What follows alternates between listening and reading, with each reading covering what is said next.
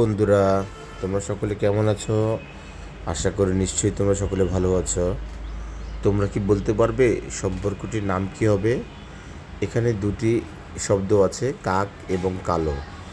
এই কাক এবং কালো এই দুটি শব্দ থেকে একটি করে অক্ষর নিয়ে তোমাদেরকে তৈরি করতে হবে একটি সম্পর্কের নাম, এবং সেই সম্পর্কের নামটি বলতে হবে। দেখি তো তোমরা কে কে পারো।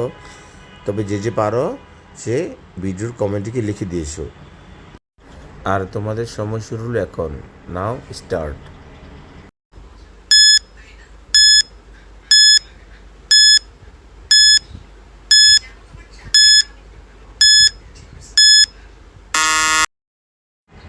হ্যালো বন্ধুরা, তোমাদের সময় শেষ।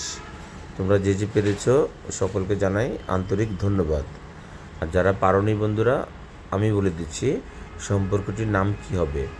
সম্পর্কটির নাম হবে কাক থেকে কয়কার কা, কালো থেকে কয়কার কা, এনি হলো কাকা। ওকে বন্ধুরা, সম্পর্কটির নাম হবে কাকা।